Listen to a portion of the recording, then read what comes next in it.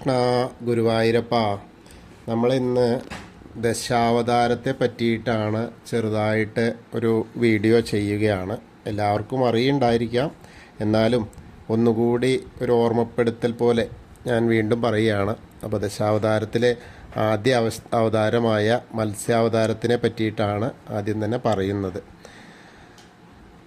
അതിൻ്റെ കഥ എങ്ങനെയാണെന്ന് വെച്ചാൽ, പണ്ട് സത്യവ്രതൻ എന്ന പേരുള്ള ഒരു രാജാവ് ഉണ്ടായിരുന്നു. അദ്ദേഹം വലിയ വിഷ്ണു ഭക്തനായിരുന്നു.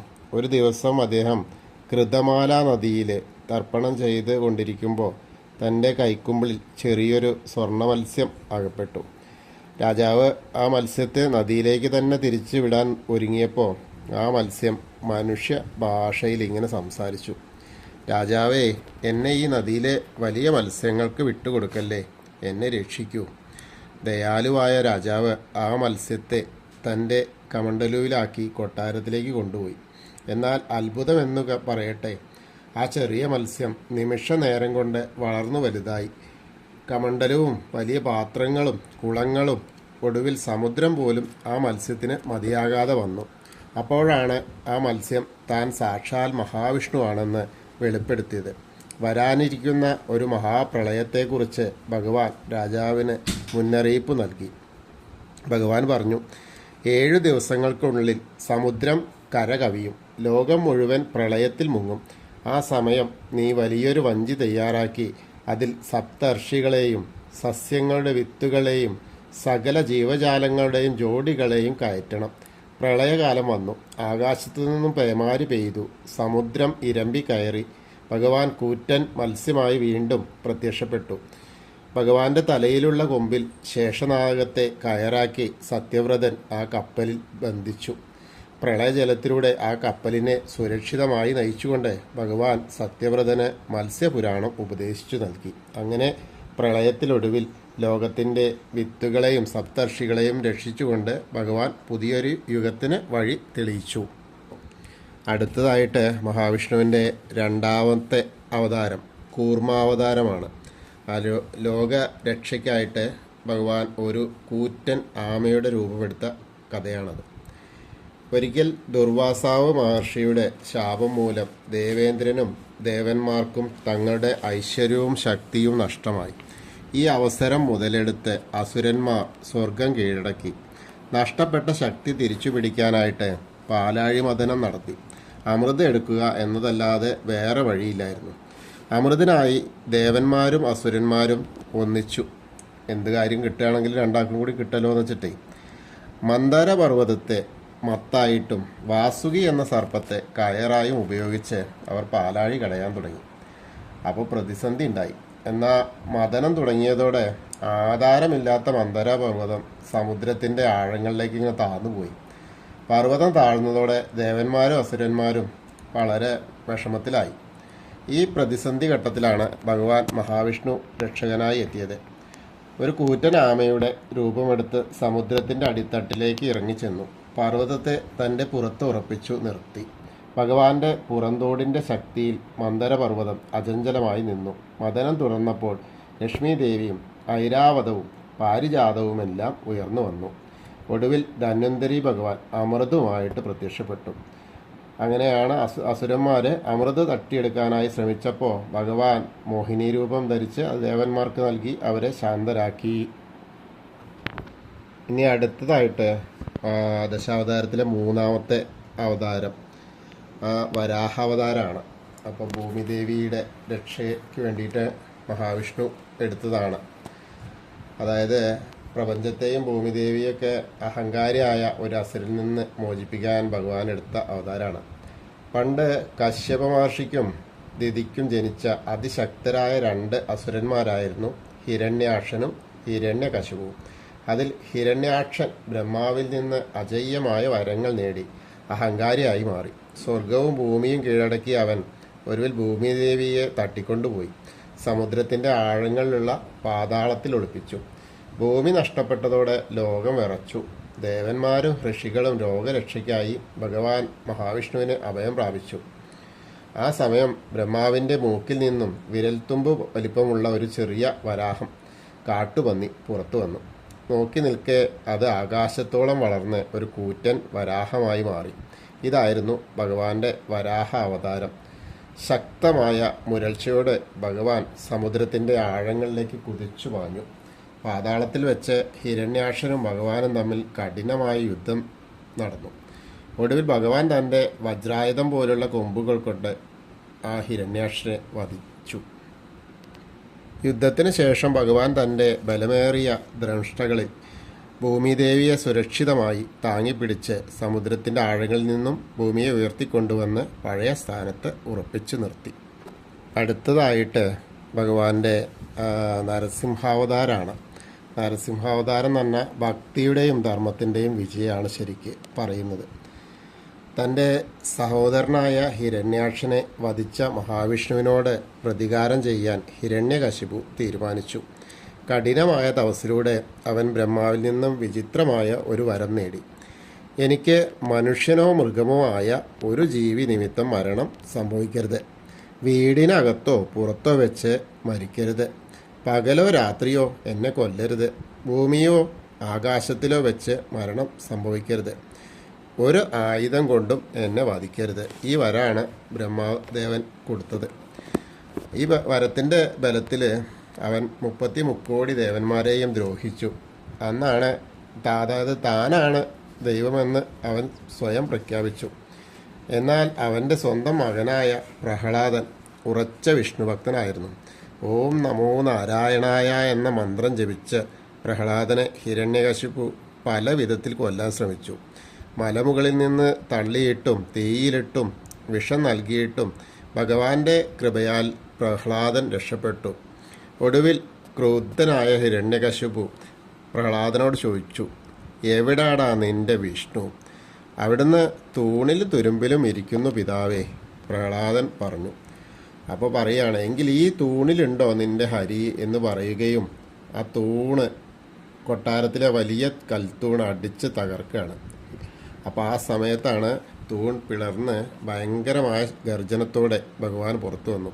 അത് മനുഷ്യനുമല്ല മൃഗവുമല്ല, സിംഹത്തിൻ്റെ തലയും മനുഷ്യൻ്റെ ഉടലുള്ള നരസിംഹമൂർത്തി.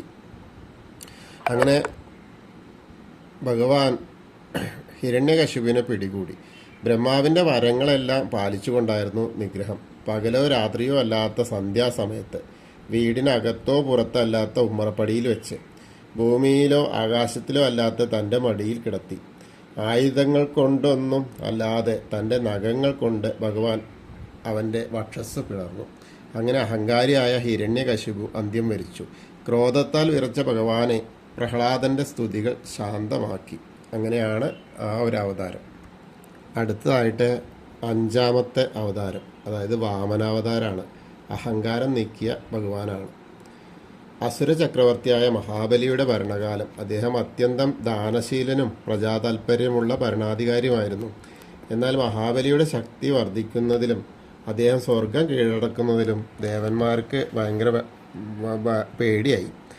മഹാബലിയുടെ അഹങ്കാരം ശമിപ്പിക്കാനും ലോകത്തെ സംരക്ഷിക്കാനുമായി ഭഗവാൻ മഹാവിഷ്ണു ഒരു ചെറിയ ബ്രാഹ്മണ ബാലൻ്റെ രൂപത്തിൽ അവതരിച്ചു. അതാണ് വാമനൻ. ഒരിക്കൽ നർമ്മദാ നദീതീരത്ത് മഹാബലി ചക്രവർത്തി വലിയൊരു യാഗം നടത്തുകയായിരുന്നു.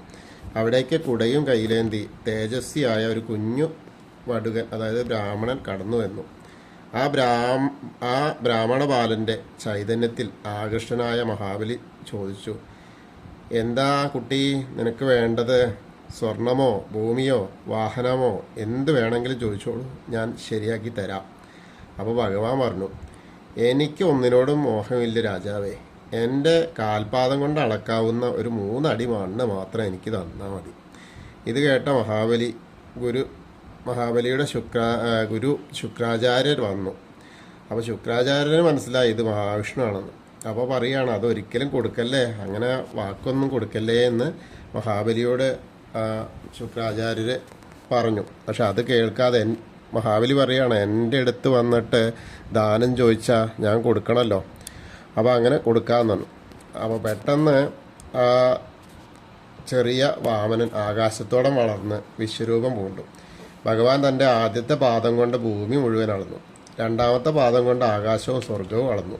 ഇനി മൂന്നാമത്തെ അടി വയ്ക്കാൻ ഒരിടവില്ലാതെ വന്നപ്പോൾ ഭഗവാൻ മഹാബലിയോട് ചോദിച്ചു, രാജാവേ, ഇനി മൂന്നാമത്തെ അടി ഞാൻ എവിടെ വയ്ക്കും? അപ്പോൾ മഹാബലി പറഞ്ഞു, തൻ്റെ മുന്നിൽ നിൽക്കുന്നത് സാക്ഷാൽ നാരായണനാണെന്ന് മനസ്സിലായി. അപ്പോൾ പറഞ്ഞു, ഇനി ഭഗവാനെ മൂന്നാമത്തെ അടി എൻ്റെ തലയിൽ വെച്ചാലും.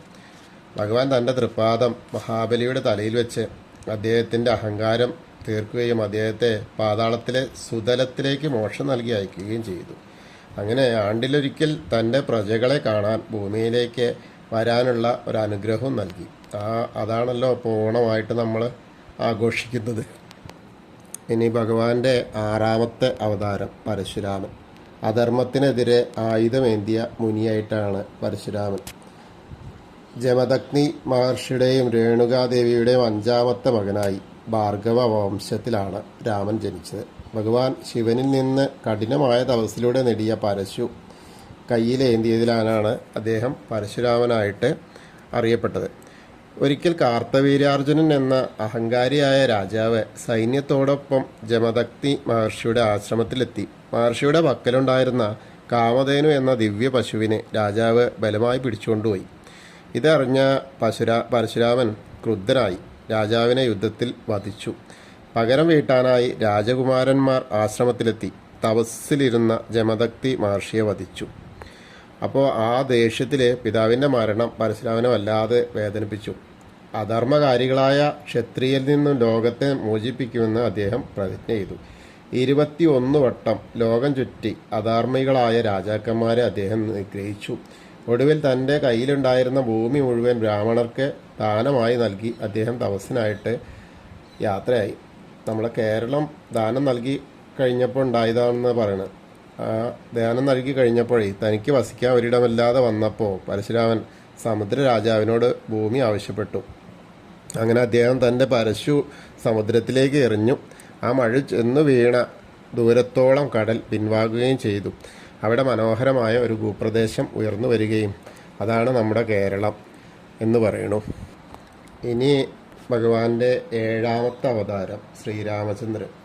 അതെന്താണെന്ന് വെച്ചാൽ ധർമ്മത്തിൻ്റെ പാതയാണ് ഏറ്റവും കൂടുതൽ. അങ്ങനെ ത്രേതായുഗത്തിലെ അയോധ്യയിലെ ദശരഥ മഹാരാജാവിൻ്റെയും കൗസല്യാദേവിയുടെയും മൂത്ത മകനായാണ് ശ്രീരാമൻ ജനിച്ചത്. സത്യവും ധർമ്മവും പാലിച്ച് ജീവിക്കുക എന്നതായിരുന്നു രാമൻ്റെ ജീവിത ലക്ഷ്യം. ഒരു സമയത്ത് യുവരാജാവാക്ക അഭിഷേകം ചെയ്യാൻ വേണ്ടി നിശ്ചയിച്ചു. അപ്പോൾ തൻ്റെ പിതാവ് കൈകേയിക്ക് നൽകിയ വാക്ക് പാലിക്കാനായിട്ട് രാമൻ രാജ്യം ഉപേക്ഷിച്ചു. 14 വർഷത്തെ വനവാസത്തിനായി സീതാദേവിക്കും ലക്ഷ്മണനുമൊപ്പം അദ്ദേഹം കാട്ടിലേക്ക് യാത്രയായി. വനവാസത്തിനിടയിൽ ലങ്കാധിപതിയായ രാവണൻ സീതാദേവിയെ വഞ്ചനയിലൂടെ തട്ടിക്കൊണ്ടുപോയി. അങ്ങനെ രാവണനെ ആ സീതയെ തേടി ഇങ്ങനെ നടന്ന് കാനലത്തിലൂടെയൊക്കെ പോയി കണ്ടെത്തി. അങ്ങനെ സുഗ്രീവനൊക്കെ ഉള്ള ആ വാനരസേനയെ കണ്ടുമുട്ടി. അവർ സമുദ്രത്തിന് കുറുകെ ചിറകെട്ടി ലങ്കയിലെത്തി. അധർമ്മിയായ രാവണനും ധർമ്മസ്വരൂപിയായ രാമനും തമ്മിൽ വലിയ യുദ്ധം നടന്നു. ഒടുവിൽ രാമൻ രാവണനെ വധിച്ച് സീതയെ മോചിപ്പിച്ചു. 14 വർഷത്തെ വനവാസം പൂർത്തിയാക്കി മടങ്ങിയെത്തിയ രാമൻ അയോധ്യയുടെ രാജാവായി. രാമൻ്റെ ഭരണകാലം രാമരാജ്യം എന്നാണ് അറിയപ്പെടുന്നത്. അവിടെ കള്ളവും ചതിയുമില്ലാത്ത എല്ലാവരും സന്തോഷത്തോടെ കഴിഞ്ഞിരുന്ന ഒരു കാലമായിരുന്നു അത്. അതിലെന്താ വെച്ചാൽ പിതൃവാക്യ പരിപാലനം, ഏകപത്നി വ്രതം, സത്യസന്ധത എന്നിവയുടെ പ്രതീകമാണ് ശ്രീരാമൻ. എത്ര വലിയ പ്രതിസന്ധികളിലും ധർമ്മം കൈവിടാതെ ജീവിച്ചാൽ വിജയം സുനിശ്ചിതമാണെന്നാണ് ശ്രീരാമ ചരിത്രം നമ്മളെയൊക്കെ പഠിപ്പിക്കുന്നത്. അപ്പം അങ്ങനെ 8ാമത്തെ ദശാവതാരത്തിലെ 8ാമത്തെ അവതാരം ബലരാമാവതാരമാണ്. കരുത്തിൻ്റെയും കൃഷിയുടെയും ഒക്കെ പ്രതീകമായിട്ടാണ്. അതിൻ്റെ കഥ എന്താ വെച്ചാൽ ദ്വാപരയുഗത്തിൽ മധുരയിലെ രാജാവായിരുന്ന കംസൻ്റെ കാരാഗ്രഹത്തിൽ വസുദേവരുടെയും ദേവകിയുടെ 7ാമത്തെ പുത്രനായിട്ടാണ് ബലരാമൻ ജനിക്കേണ്ടിയിരുന്നത്. എന്നാൽ കംസനിൽ നിന്നും രക്ഷിക്കാനായി ഭഗവാന്റെ മായാശക്തിയാൽ ആ ശിശുവിനെ വസുദേവരുടെ മറ്റൊരു പത്നിയായ രോഹിണിയുടെ ഗർഭപാത്രത്തിലേക്ക് മാറ്റി. അങ്ങനെ അമ്പാടിയിൽ രോഹിണി പുത്രനായിട്ട് ബലരാമൻ ജനിച്ചു. പേര് സൂചിപ്പിക്കുന്നത് പോലെ തന്നെ അതിശക്തനായിരുന്നു ബലരാമൻ. വെളുത്ത നിറമുള്ള ശരീരവും നീല വസ്ത്രവും ധരിച്ച അദ്ദേഹം എപ്പോഴും ഗദയും കയ്യിൽ ഒരു കലപ്പ അതുകൊണ്ട് അദ്ദേഹം ഹലായുധൻ എന്ന് അറിയപ്പെട്ടിരുന്നു. യമുനയെ വഴിമാറ്റി. ഒരിക്കൽ യമുനാ നദി തൻ്റെ അരികിലേക്ക് വരാൻ വിഷമിച്ചു. ബലരാമൻ ചോദിച്ചു വരാൻ. അപ്പോൾ നദി വരില്ല എന്ന് പറഞ്ഞു. അപ്പോൾ തൻ്റെ കലപ്പ ഉപയോഗിച്ച് നദിയെ അദ്ദേഹം വലിച്ചിഴച്ച്. അപ്പോൾ ഭയന്നുപോയ യമുനാദേവി പ്രത്യക്ഷപ്പെട്ട് മാപ്പ് ചോദിച്ചു എന്നാണ് ഒരു കഥ. പിന്നെ ദുഗാസുരവധം. പനങ്കാട്ടിൽ കഴുതയുടെ രൂപത്തിൽ ഭീകരാന്തരീക്ഷം സൃഷ്ടിച്ചിരുന്ന ദുഗാസുരൻ ബലരാമൻ തൻ്റെ കരുത്തുകൊണ്ട് വധിച്ചു. പിന്നെ യുദ്ധതന്ത്രങ്ങൾ. സാക്ഷാൽ ഭീമൻ്റെയും ദുര്യോധനൻ്റെയും ഒക്കെ ഗദായുദ്ധ ഗുരുവായത് ബലരാമനായിരുന്നു. കൗരവരും പാണ്ഡവരും തമ്മിലുള്ള യുദ്ധത്തിൽ അദ്ദേഹം നിഷ്പക്ഷനായിട്ട് നിലകൊണ്ടു. ഇനി അടുത്തത് 9ാമത്തെ, അത് നമ്മുടെ ശ്രീകൃഷ്ണാവതാരം. ധർമ്മ സംസ്ഥാപനത്തിന് വേണ്ടിയിട്ട് ജനിച്ചു എന്ന് പറയുന്നു. ആ മഹാവിഷ്ണുവിൻ്റെ 8ാമത്തെ കണക്കൊക്കെ പ്രകാരം, ചില കണക്ക് പ്രകാരം 9ാമത്തെ അവതാരം ആണ് ശ്രീകൃഷ്ണൻ. പൂർണ്ണ അവതാരമാണ്. അധർമ്മം നിറഞ്ഞ ദ്വാപരയുഗത്തിലെ ഭൂമിദേവിയുടെ ഭാരം കുറയ്ക്കാനും ദുഷ്ടനായ കംസനെ നിഗ്രഹിക്കാനുമായിട്ടാണ് ഭഗവാൻ അവതരിച്ചത്. മധുരയിലെ കാരാഗ്രഹത്തിൽ വസുദേവരെയും ദേവകിയുടെയും 8ാമത്തെ പുത്രനായി ചിങ്ങമാസത്തിലെ കറുത്തപക്ഷ അഷ്ടമി നാളിലാണ് കൃഷ്ണൻ ജനിച്ചത്. തനിക്ക് മരണം സംഭവിക്കുന്നത് ദേവകിയുടെ 8ാമത്തെ മകനിൽ നിന്നാണെന്ന് അശരീരി കേട്ട കംസൻ അവരെ തടവിലാക്കിയിരുന്നു. എന്നാൽ ഭഗവാൻ ജനിച്ച ഉടനെ കാരാഗ്രഹത്തിൻ്റെ വാതിലുകൾ തനിയെ തുറന്ന് കനത്ത മഴയത്ത് വസുദേവൻ ആ ശിശുവിനെ യമുനാ നദി കടന്ന് അമ്പാടിയിലെ നന്ദഗോപരുടെ വീട്ടിലെത്തിച്ചു. ആ വളരെ ബാലലീലകളാടിയ സമയമാണ് അമ്പാടിയിലെ. യശോദാമ്മയുടെയും നന്ദഗോപരുടെയും മകനായി കൃഷ്ണൻ വളർന്നു.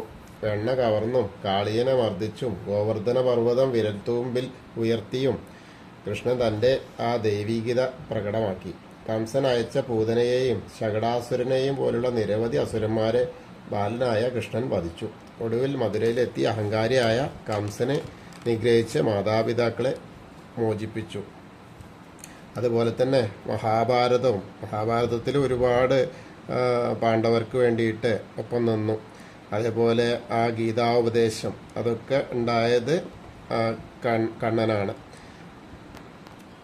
ഇനിയാണ് വരുന്നത് ദശാവതാരങ്ങളിലെ ഏറ്റവും അവസാനത്തെ, അതായത് 10ാമത്തെ അവസാനത്തെ ആയ അവതാരമാണ് കൽക്കി. മറ്റ് അവതാരങ്ങളെല്ലാം ഇപ്പോൾ കഴിഞ്ഞുപോയി. ഇനി വരാൻ പോകുന്നത് കൽക്കി എന്ന് പറഞ്ഞാൽ ഈ അവതാരം, അതായത് നമ്മളിപ്പോൾ ഈ കലിയുഗത്തിൻ്റെ അന്ത്യത്തിൽ അധർമ്മം അതിൻ്റെ ഉച്ചസ്ഥായിയിലെത്തുമ്പോൾ ലോകത്തെ രക്ഷിക്കാൻ വേണ്ടി ഭഗവാൻ അവതരിപ്പിക്കുന്നതാണ്. ആ പുതിയൊരു യുഗപ്പിറവിക്ക് വേണ്ടിയിട്ടാണ്. സമസ്ത ദശാവതാരങ്ങളിൽ നിന്നും ഏറ്റവും കുറച്ചൊരു വ്യത്യസ്തമായിട്ടുള്ളതാണ് 10ാമത്തെ അവതാരം. ലോകം പാപങ്ങൾ കൊണ്ട് നിറയുന്ന കലിയുഗത്തിൻ്റെ അന്ത്യത്തിൽ അധർമ്മത്തെ വേരോടെ പിഴുതെറിയാൻ ഭഗവാൻ മഹാവിഷ്ണു ഈ രൂപമെടുക്കും. കലിയുഗം അതിൻ്റെ അവസാന ഘട്ടത്തിൽ എത്തുമ്പോൾ മനുഷ്യർക്കിടയിൽ സ്നേഹവും സത്യവും ഇല്ലാതെയാവും. ഭരണാധികാരികൾ ക്രൂരന്മാരാവും. പ്രകൃതി നശിക്കും. അധർമ്മം ലോകം കീഴടക്കും. ഈ ഇരുണ്ട കാലഘട്ടത്തിൽ നിന്ന് ലോകത്തെ മോചിപ്പിക്കാനാണ് ഭഗവാൻ അവതരിക്കുന്നത്. ശരിക്കും പുരാണങ്ങൾക്ക് അനുസരിച്ച് ശമ്പല എന്ന ഗ്രാമത്തിൽ വിഷ്ണു യശസ് എന്ന ബ്രാഹ്മണന്റെ മകനായിട്ടാണ് കൽക്കി ജനിക്കുക. ദേവദത്തം എന്ന പേരുള്ള മിന്നൽ വേഗത്തിലുള്ള വെളുത്ത കുതിരപ്പുറത്ത് തിളങ്ങുന്ന വാളുമായിട്ട് ഭഗവാൻ പ്രത്യക്ഷപ്പെടും. അദ്ദേഹം ലോകമെമ്പാടുമുള്ള ദുഷ്ടശക്തികളെയും അഹങ്കാരികളെയും നിഗ്രഹിക്കും. അതിനുശേഷം പുതിയ യുഗത്തിൻ്റെ ആരംഭമാണ്. കലിയുഗത്തിന് അന്ത്യം കുറിക്കുകയും സത്യവും ധർമ്മവും നിറഞ്ഞ സത്യയുഗം അഥവാ കൃതയുഗം വീണ്ടും സ്ഥാപിക്കുകയും ചെയ്യും. അതോടെ ലോകം വീണ്ടും സമാധാനത്തിൻ്റെയും ഐശ്വര്യത്തിൻ്റെയും പ്രതീകമായിട്ട് മടങ്ങി വരും. ഇതാണ് ദശാവതാര വിഗ്രഹങ്ങളുടെ ഒരു രത്ന ചുരുക്കം. അപ്പോൾ അത് എല്ലാവർക്കും ഇഷ്ടപ്പെട്ടു എങ്കിൽ വീഡിയോ ഒക്കെ ഒന്ന് ഷെയർ ചെയ്യുക. അതുപോലെ ചെറിയ വീഡിയോ ക്ലിപ്പുകളൊക്കെ അതിലിട്ടിട്ടുണ്ട്. എല്ലാവർക്കും ആ ഗുരുവായൂരപ്പൻ്റെ അനുഗ്രഹം ലഭിക്കട്ടെ. കൃഷ്ണ ഗുരുവായൂരപ്പ ശരണം.